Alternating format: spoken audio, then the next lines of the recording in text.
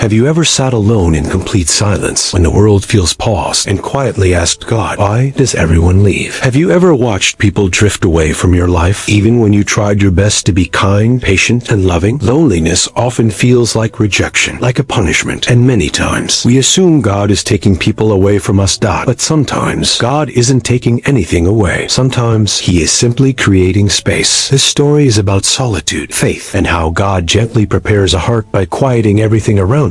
Please stay until the end, because what this story reveals may change how you understand your own silent seasons. In a peaceful rural village, where narrow mud paths wound between small homes and open fields swayed with the wind, lived an elderly woman named Kamla. She moved slowly and spoke softly, but her presence carried warmth. It settled deep into the heart. Her house was modest wooden walls, a simple roof, but anyone who stepped inside felt an unexplainable calm. Kamla believed that God lived wherever kindness lived, and she made sure her home never ran out of kindness. There was a time when Kamla's life was full of voices and movement. Her husband, Raghav, was cheerful and hardworking, a man whose laughter filled the evenings. Their son, Arav, was curious and full of questions about life, about faith, about the world beyond the village. They worked the land together, shared simple meals, prayed before sleep, and dreamed small, content dreams. Kamla often thanked God, not for wealth or comfort, but for enough. Then one winter, illness arrived quietly. Raghav grew weaker day by day. Kamla stayed beside him through long nights, holding his hand, feeding him slowly, whispering prayers she had learned as a child. Some nights, she begged God for healing. Other nights, she only asked him to stay close. When Raghav passed away one early morning, the house suddenly felt too big, too silent. Kamla cried alone, her face buried in her hands, asking God why love had to hurt this deeply. Yet within that grief, something unexpected stirred. Alongside the pain, she felt a quiet reassurance, as if God was reminding her that His presence had not left with her husband. The silence was heavy, but it was not empty. As time passed, Kamla's body slowed. Her hands trembled, her back bent under years of work. Still, she continued each day with prayer. She believed God does not give strength for an entire lifetime, only for the day we are standing in. When Arav grew older, he left the village for work in the city. He promised to return often. At first, he did. He came home with stories, gifts, and laughter that briefly filled the house again. But slowly, the visits became shorter and rarer.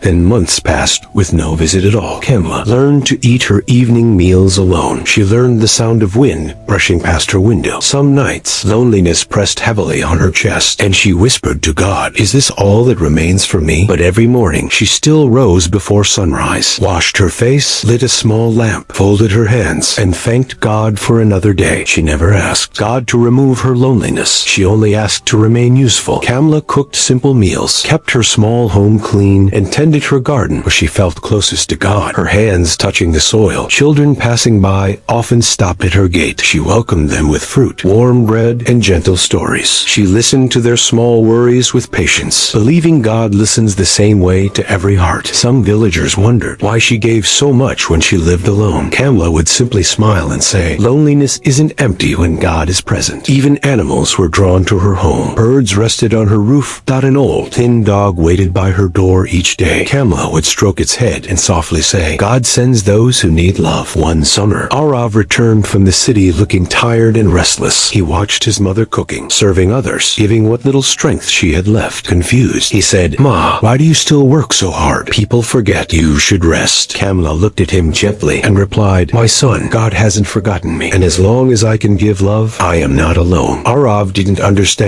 To him, loneliness meant failure. A full life meant noise and crowds, not quiet service. That evening, a poor traveler arrived asking for food. Kamla welcomed him without hesitation. Before leaving, the man blessed her and said, "May God return your kindness when your strength is gone." Arav heard the words, but their meaning had not yet reached his heart. Months later, Kamla's health began to fail. Her steps shortened. Her nights grew longer. Some evenings, loneliness returned with force, and tears flowed freely. But instead of growing bitter, Kamla prayed more deeply, trusting that God was shaping her in ways she could not yet see. One winter, she became seriously ill. She could no longer stand or cook. When the villagers heard, something unexpected unexpected happened. People came from every direction. Women brought soup and medicine. Children sat by her bed, fanning her gently. Men stood outside her home, praying quietly.